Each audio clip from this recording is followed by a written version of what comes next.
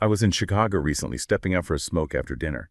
The street was buzzing, people stumbling out of bars, laughing, the usual nightlife chaos. But then my eyes caught something down at waist level that stopped me cold. Weaving through the crowd of drunk adults were three tiny kids. Two boys, one girl, maybe 4 or 5 years old. They weren't playing. They were working. They were clutching these cheap plastic light-up gadgets, shoving them towards strangers, trying to make a sale. They barely spoke English. Yet they knew exactly how to execute a transaction. At first, you almost wanted to admire the hustle. But then you look at the time. It's late. These kids should be curled up with a plushie, hearing a bedtime story, drifting off in safety. Instead, they are out here alone, scanning the pavement for customers. I looked around for a parent, a guardian, anyone watching over them. The sidewalk was empty. That image, those toddlers working a night shift to feed an invisible adult, shifted something in me. It turned from a sad sight into genuine revulsion. We often talk about the right to have children as this sacred, untouchable thing. But looking at those tired faces, the logic flips. It's not about whether you can reproduce. It's about whether you have the right to drag a human soul into a life where their primary purpose is to solve your financial problems. That image is. Wow. And that feeling you had, that revulsion, I think it cuts right to the absolute core of what we're talking about today. It's this deep ethical tension in everything from family law to social policy. It feels like two fundamental ideas just crashing into each other. Exactly. It's a collision between two fundamental rights. So on one side, you have the long-held, constitutional right of an adult to parent their biological child. It's protected by law, by custom, by everything. The right to a family. The right to a family. But on the other side, you have the child's fundamental right. A right to welfare, to stability, to safety, and, the chance for long-term healthy development. And those two things are not always compatible. They are often in direct conflict. And that's our mission for this deep dive. We're going to get right into that conflict. We'll ground ourselves in the data, looking at the severe, measurable, lifelong economic and psychological deficits that come from that kind of instability. Right. Then we'll zoom out and investigate the big structural economic forces that shape why people choose to have kids in the first place, globally. And then finally, we have to confront the most radical and frankly uncomfortable policy debate out there. Which is? Whether mandating parental competence assessments, some kind of license to be a parent, is a feasible way to reduce harm. Okay, that's a huge topic. So let's unpack this. Yeah. Before we can even get to the ethics of something like licensing, Oh. we have to understand the harm. We have to know what we're trying to prevent. Right. Because it's easy to see that story about the kids in Chicago as, an isolated tragedy, a one-off. But the data shows that this kind of instability, what some researchers are calling selfish parenting, it inflicts these quantifiable, lifelong economic scars. Yeah, it absolutely does. So we need to move past the anecdote and get into the data. What are the actual long-term consequences for a child who is born into an environment that's just defined by chaos or neglect or abuse? The consequences they're severe, they're enduring, and they span decades, seriously limiting a person's economic productivity well into their middle age. We're not just talking about being a troubled teen. Oh, no. We're talking about deficits that start in early childhood and are still measurable 40 years later. There's a major longitudinal study that followed people until their mean age was 41. That's when most of us are supposed to be hitting our career stride, our peak earning potential. Right, you're stylish. And it found that individuals with documented histories of childhood abuse or neglect suffered significant and persistent deficits compared to well-matched control groups. Okay, so let's make that concrete. What does that look like in financial terms? How does something that happens to you when you're 5 years old determine how much money you make when you're 40? It creates a deficit in what economists call human capital that is just almost impossible to climb out of. Let's start with education and cognitive ability. The data shows that individuals who had documented histories of maltreatment got about 1 year less of education compared to their peers. 1 full year. A full year. And on top of that, they scored significantly lower on standardized IQ tests.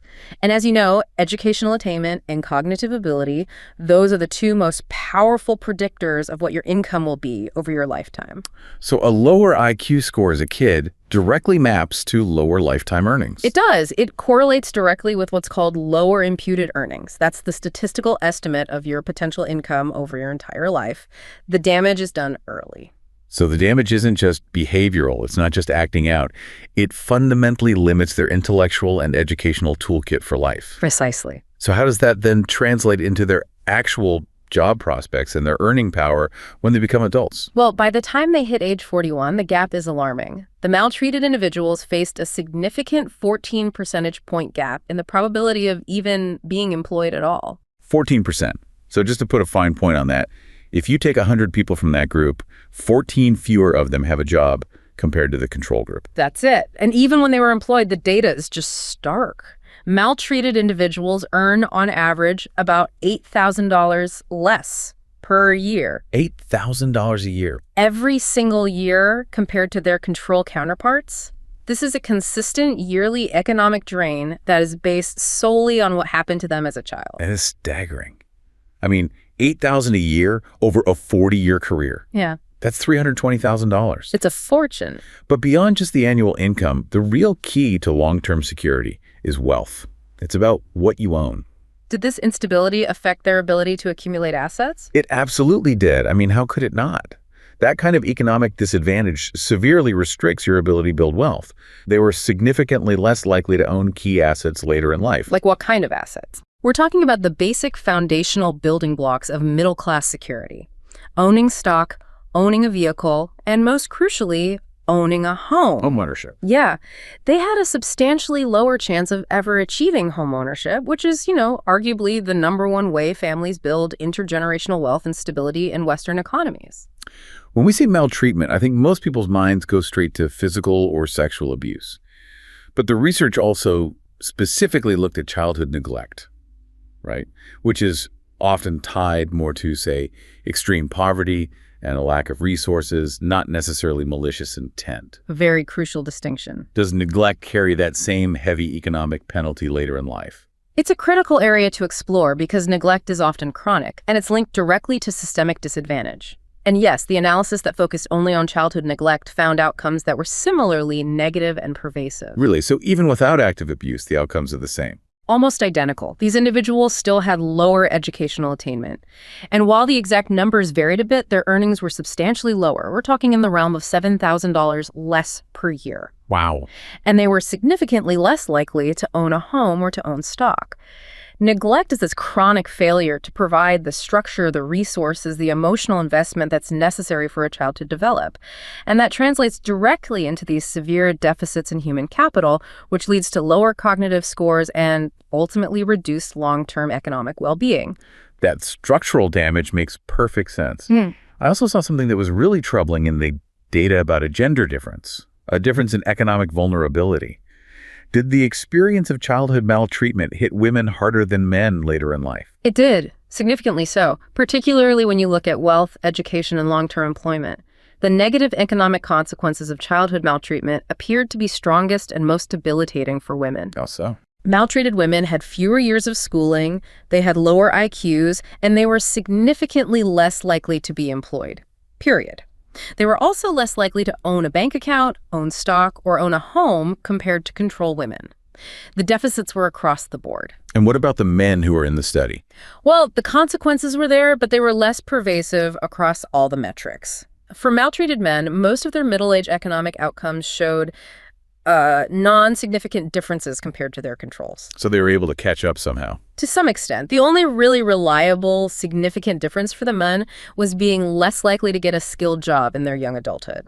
So it seems that men, while they were disrupted early in their careers, were somehow better able to recover or find other ways to establish economic stability later in life. That suggests something pretty profound about how childhood instability intersects with our established societal structures.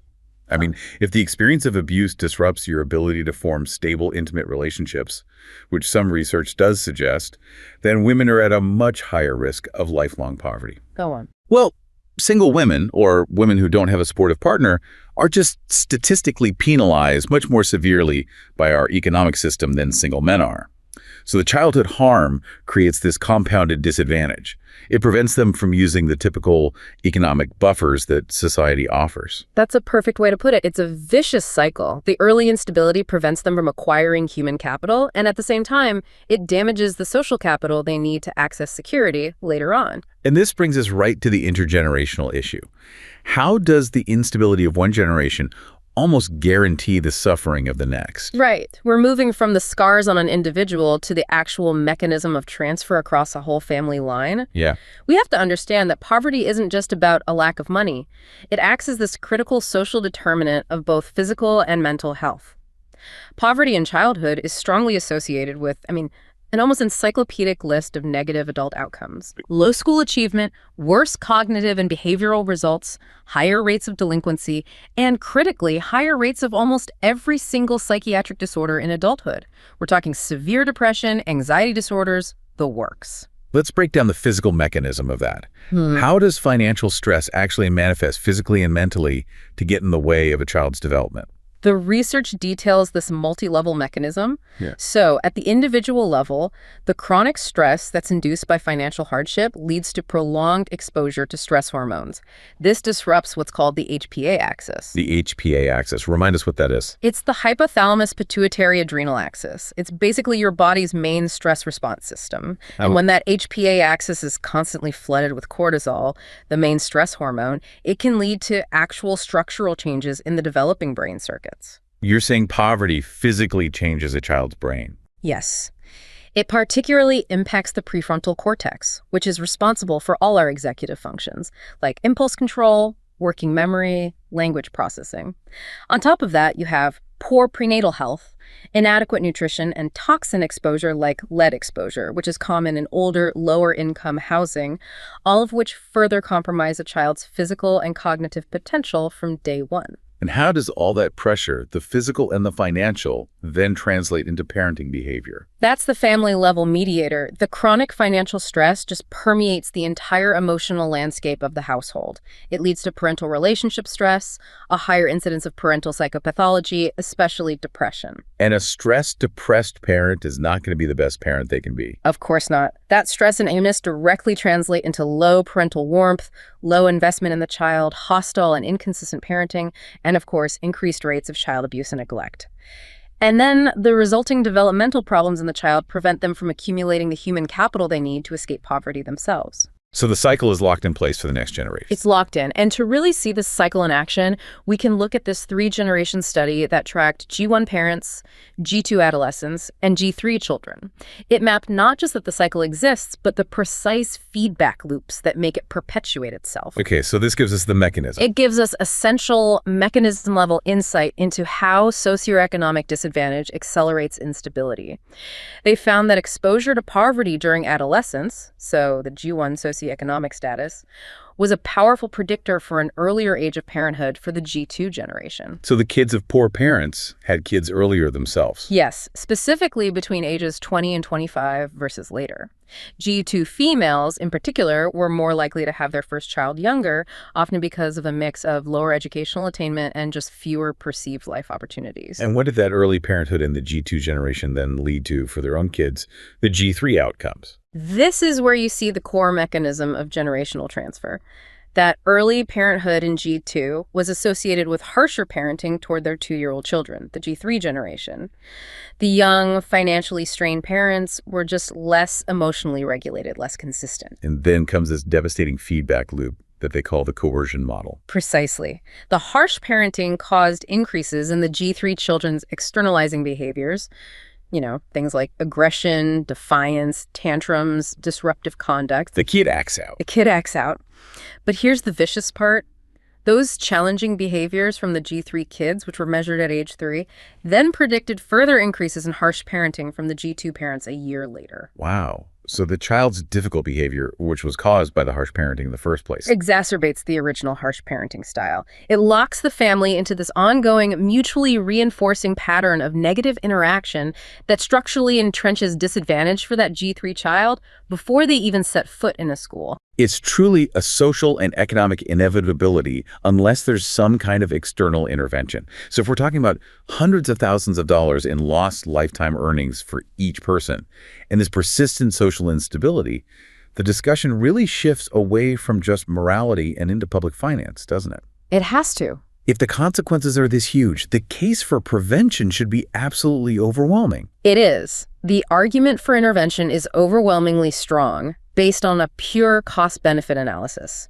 Given the massive long-term economic deficits that are associated with maltreatment, that $8,000 average earnings gap we mentioned, prevention programs show immense financial potential. So give us a concrete example of an intervention, and let's break down the return on investment. Okay, let's look at the Nurse-Family Partnership, or NFP program. This is an internationally recognized, evidence-based intervention. It involves nurse home visits that start during a mother's pregnancy and continue until the child's second birthday. So a nurse comes to the house. A nurse comes to the house, they provide health education, they connect the family to social services, and they coach them on positive parenting and life planning. And the studies have shown that this program can reduce the incidence of substantiated maltreatment cases by a stunning 50%. 50%. Reducing documented maltreatment by half.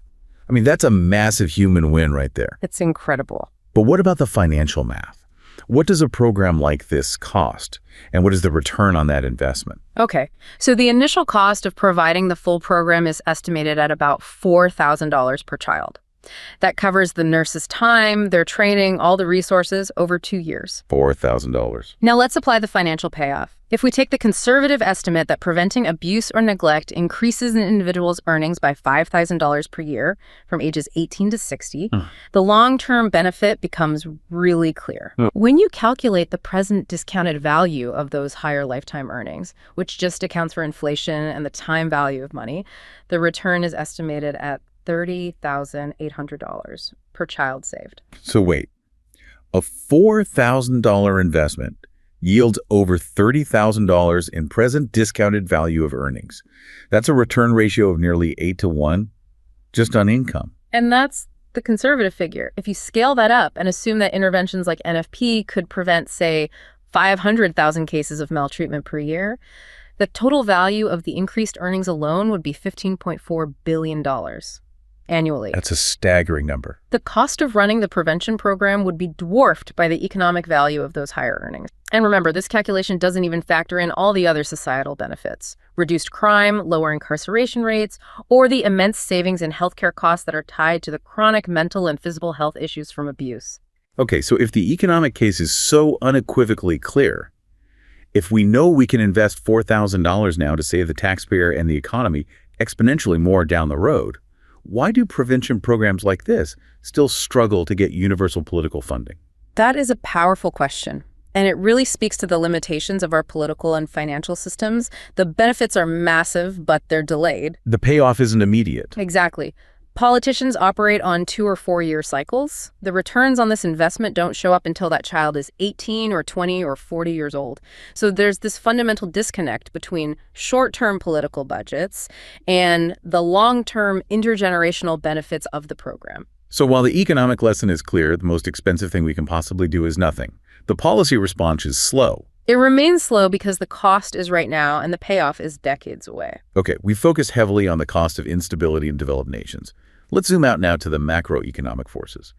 Because the decision to have a child, and the reason for that decision, it seems completely dependent on the global socioeconomic context. It is. We're looking at a stark, demographically divided world that's driven by entirely different rationales for reproduction. 2 different worlds, 2 different reasons. Indeed.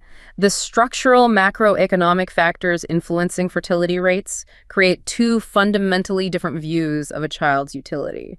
You have the child as an essential economic asset on one side, and the child as a discretionary luxury good on the other. Let's start with the developing world, where fertility rates are still high.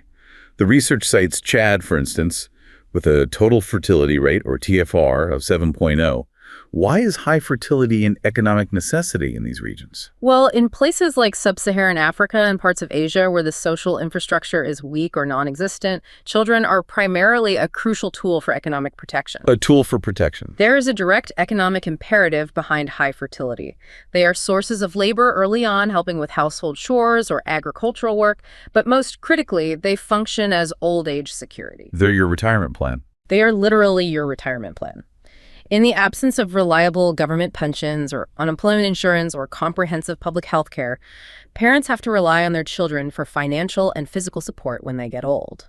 More children literally equals a greater guarantee of stability for the parents in their retirement. The child's utility is just tightly bound to the parent's survival needs. It's an informal, intergenerational insurance policy. Right. And we even see that dynamic carrying over into some pockets of developed nations, right? Like in some immigrant communities in North America. Yes, absolutely, because the economic context gets carried over. Parents might project their own unfulfilled expectations onto their kids, expecting them to assimilate quickly, handle complex government forms, or achieve the kind of career success the parents couldn't access. The child is seen as the vehicle for the whole family's economic mobility in the new country. Okay, now let's contrast that with the developed world, the OECD countries, where fertility rates have just collapsed. We're heading toward a global TFR of 1.6 by the year 2100. Why this dramatic shift away from having kids in high-income economies? Here, the narrative just flips entirely.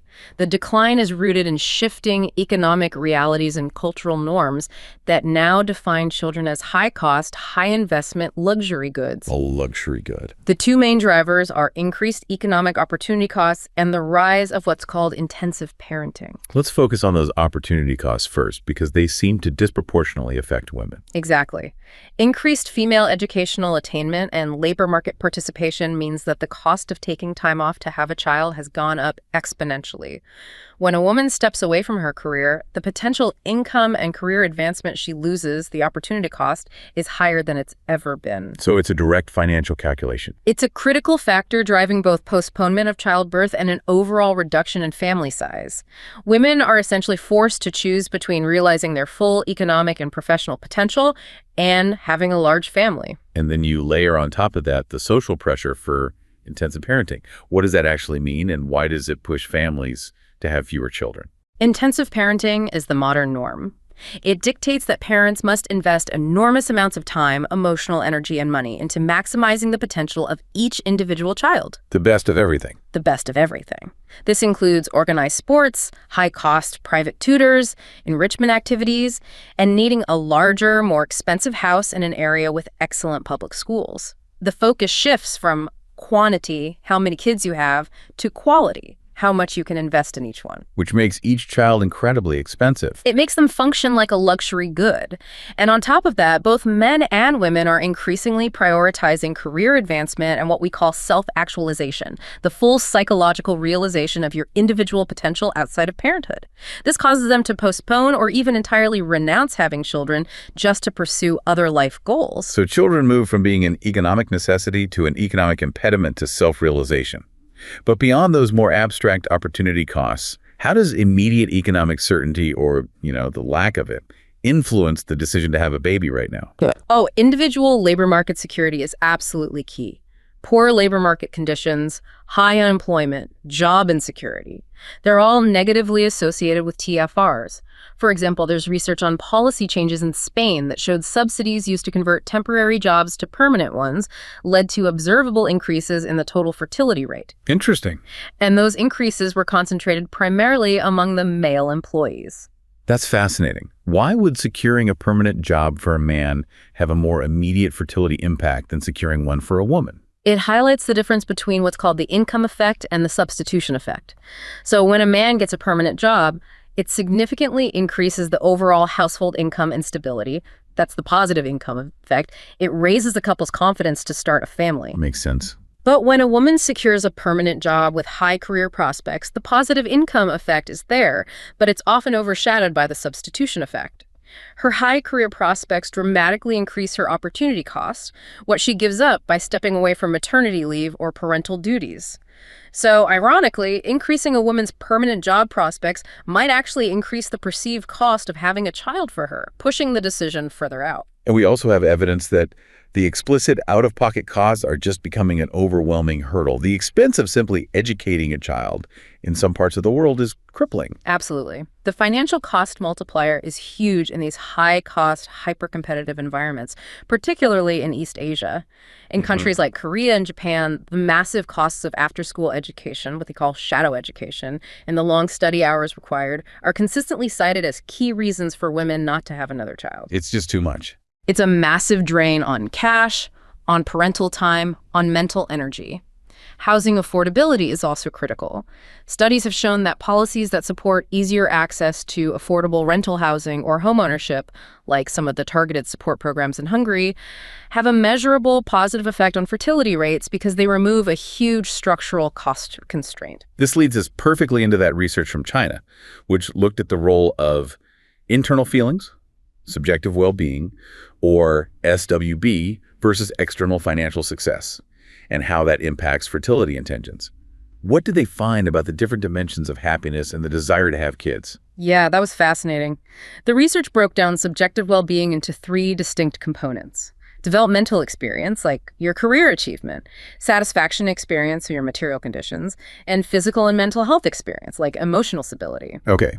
The overall finding was that higher subjective well-being correlates with a stronger desired number of children. But when they drilled down, the specific components revealed some really surprising insights. Which dimension was the strongest predictor? It was the physical and mental health experience. Emotional stability, psychological resilience, perceived physical wellness, these internal feelings of readiness and stability significantly correlated with a higher desired number of children. So it's not about how successful you are, it's about how you feel. It strongly suggests that feeling internally robust and capable of handling the inevitable stress of childbearing is more decisive than your external markers of success. That is genuinely counterintuitive, especially in modern career-focused societies.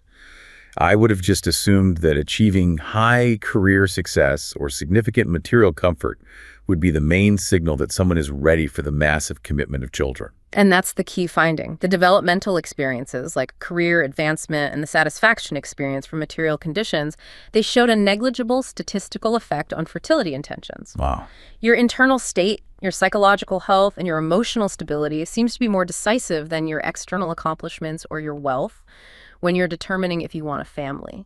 And how did actual income then interact with this internal subjective well-being? Income acted as a crucial moderator. For the higher income groups, high SWB amplified their fertility intentions. Because financial security took away the baseline anxiety over costs, they felt happy and secure, so they felt confident having more kids. But for lower income groups? For lower income groups, even achieving a high subjective well-being often failed to translate into stronger fertility intentions. Why not? Because of persistent objective constraints. Yeah. Particularly housing costs and education expenses. Those things ultimately overrode their positive internal feelings. Financial reality just places a hard ceiling on fertility when you're struggling at the margin. So modern parenthood in developed nations is increasingly reserved for the wealthy and the emotionally stable. We have to address the alarming macro picture here.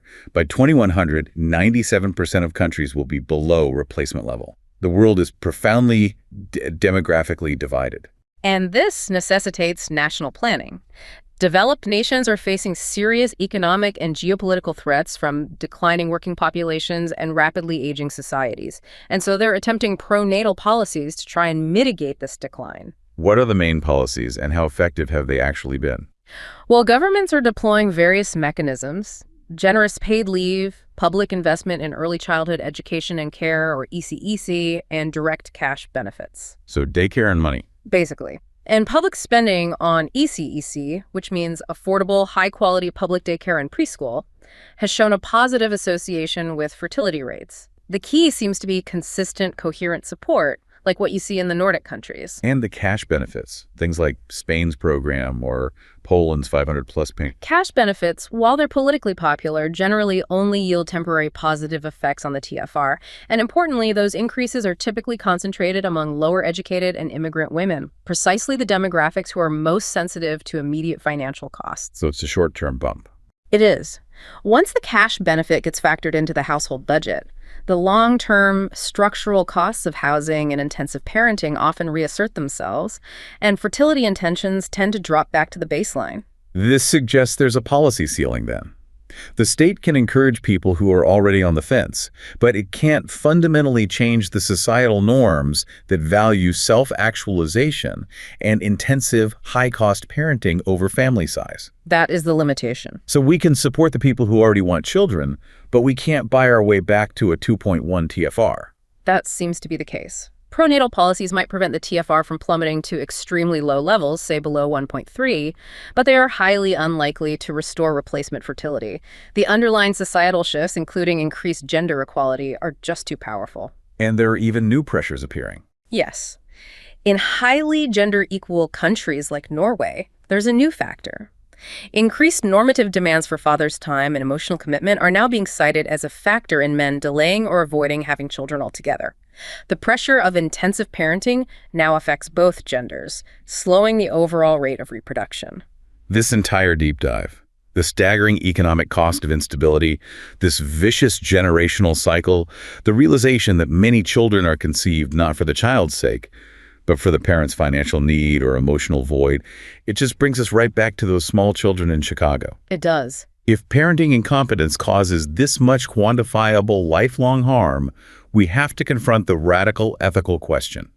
Should the right to parent be legally conditional on demonstrated competence? This is the core debate over what's called parental licensing. And the proposal stems from the idea that competence in any endeavor that impacts public safety, like driving a car or practicing medicine or raising a child, should be demonstrated to prevent harm. It's a public safety argument. Proponents argue the goal is simple: minimize child abuse and inadequate parenting, consistent with minimal state surveillance of the family unit. And the argument really focuses on the immorality of what the research calls selfish parenting. Exactly. Proponents argue that many children are born for intensely selfish reasons that have nothing to do with the child's well-being. They're conceived as a means to solve an adult's emotional void, or to force commitment from a partner, or simply as a source of government checks or old age security. And the argument is that if the main motivation for birthing a human being is to solve your own adult problems, you're already starting from a place of harm. You are already prioritizing the adult's interest over the child's stringent right to a decent life. Okay, so if we were to build a hypothetical licensing system, what would a competency assessment actually look like? It couldn't just be a bank statement, could it? No, a philosophical licensing system would have to evaluate much more than wealth. Though financial stability would be a component, ensuring the parents have resources, not necessarily that they're rich. It would also look at relational stability. But the core of it would have to be something else. The most crucial component would be the assessment of intent and psychological stability. The evaluation would have to probe the core question: why do you want a child? The goal would be to filter out applicants whose primary motivation is demonstrably to solve their own personal deficits and thereby weaponizing the child. This is where the debate moves from a technical assessment to a deeply moral one. And now we have to confront the monumental counter-argument, which is rooted in law and history: the sanctity of the right to parent. Critics see mandatory state screening as a gross violation of fundamental liberty. And they have powerful legal precedent on their side. Critics argue that licensing violates a fundamental, stringent right to parent one's biological child. The U.S. Supreme Court precedent in Troxel v. Granville is often cited here. The court affirmed that the interest of parents in the care, custody, and control of their children is perhaps the oldest of the fundamental liberty interests recognized by the law. Can you just briefly remind us of the context of that case, Troxel v. Granville? Sure. The Troxel case involved non-parental visitation rights. Specifically, grandparents were seeking court-ordered visitation after the father died. The Supreme Court ruled against a state law that allowed any person to petition for visitation rights at any time. And their reasoning was? They argued that this violated the biological parent's fundamental right to make decisions about raising their own child, free from unwarranted government interference. So the case really emphasizes that the right to parent is seen as this absolute constraint on state power. It protects the parent's ability to flourish by raising their own children. So if that right is so fundamental, so stringent, then any test designed to police it would have to be incredibly accurate. Otherwise, you're violating the rights of many good parents. And that leads to the second major objection: the statistical inaccuracy challenge. Licensing tests, just by their nature, would be highly inaccurate on false negatives. Meaning, we know that child abuse and neglect, while devastating, have a relatively low incidence in the general population. Therefore, any test that's designed to catch the few abusers would inevitably deny licenses to a very large number of competent parents who would have done a perfectly good job. So you'd have a lot of false positives, in a sense. Exactly. And if parental rights are stringent, then denying a license to many good parents constitutes a large and unacceptable number of rights violations.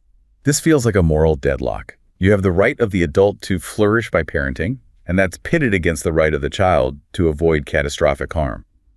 How do ethicists even begin to reconcile the conflict between these two stringent rights? Well, they argue that the debate has to be reframed through a harm reduction framework. We have to acknowledge that we operate in a non-ideal world where rights violations are, sadly, inevitable.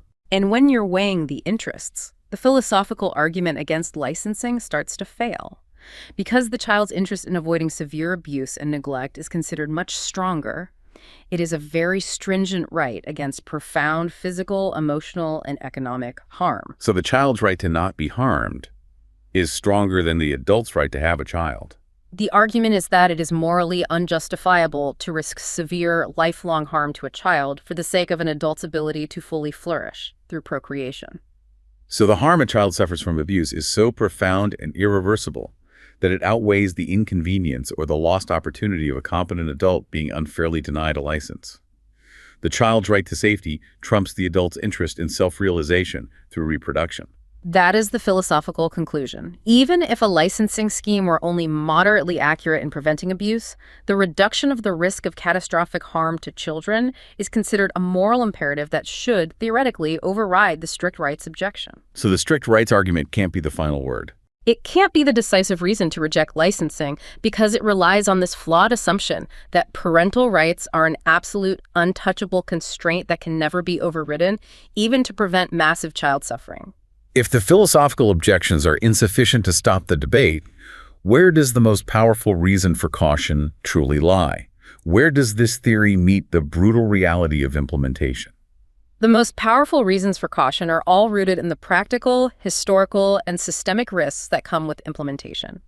Granting the state the authority to screen all prospective parents represents an enormous and historically dangerous transfer of centralized power. Right. You have to ask, what does the state actually do with that kind of authority, especially when it's judging who is competent? And history provides numerous chilling examples of how these subjective judgments of parental fitness get deployed. The history of state intervention is, sadly, rife with large-scale injustices where parental competency judgments became tools of discrimination, cultural cleansing, and oppression. We have to remember the horrifying examples of the stolen generations in Australia, where children were forcibly taken from Aboriginal and Torres Strait Islander families. Exactly, and justified under the guise of saving them from unfit Native parents. We also have the forced assimilation policies for Indigenous children in Canada through the residential school system.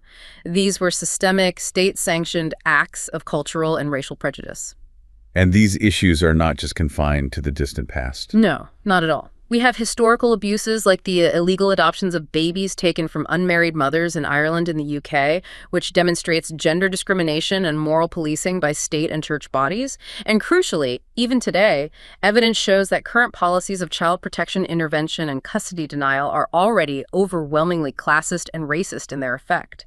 They disproportionately target poor and minority communities. So if a competency test were applied universally, history suggests it would inevitably be weaponized. It would disproportionately target the poor, the marginalized, and minority groups, even if the criteria on paper were ostensibly fair and neutral. The implementation dilemma is profound. The state body running the licensing system would need to operate with a very high degree of competency and in good faith. Given the historical precedent and the current reality of systemic bias in child welfare, many experts argue that relying on the state's good faith is just too much wishful thinking. It's a dangerous assumption. A screening system would risk entrenching disadvantage and prejudice among historically marginalized groups. It could potentially compound generational trauma and make the policy worse than the problem it's trying to solve. The risk of massive centralized abuse of power just makes the whole proposition deeply suspect. So this whole deep dive, it really forces us to hold two severe, conflicting realities in our minds at the same time. It really does. The first reality is that structural poverty and the resulting parental instability inflict these devastating, measurable, lifelong costs on children. It perpetuates generational cycles of distress and economic failure, costing the individual child hundreds of thousands of dollars in lost lifetime security. And the second reality? The second reality is that the proposed radical solution mandatory state assessment of parental competence carries the massive proven risk of systemic discrimination, historical injustice, and centralized state abuse of power. The structural economics we examined, though, they do seem to offer some partial pathways out of this dilemma. Globally, we are forced to contrast the economic need for children in developing nations, where children are assets in old age security, versus the high cost and the focus on individual self-realization in developed nations, where children have become luxury goods. And to support family well-being and protect children in high-income countries, the most ethical and effective policies have to focus on alleviating the objective, structural constraints that people face. So not a stick, but a carrot. Exactly. This means focusing on robust public support, addressing core issues like labor market security, tackling astronomical housing costs, and ensuring genuine gender equality in parenting through substantial investment in that ECEC and shared parental leave policies. These non-coercive measures are the least draconian and the most effective ways to support the fertility intentions that people already have and to ensure children are born into environments that are inherently more stable. I keep coming back to that image in Chicago. A small child selling a plastic toy, covering a parent's financial deficit. While targeted, structural policies like subsidized childcare and enhanced mental health support offer essential protection, the fundamental moral tension remains. The sources compel us to acknowledge that when we treat the right of an adult to reproduce as absolute and unconditional, the pursuit of personal fulfillment or a financial solution often results in the forced economic failure and lifelong suffering of the next generation. That debt, carried on the shoulders of a 4-year-old, is the highest, most unjustifiable cost of all.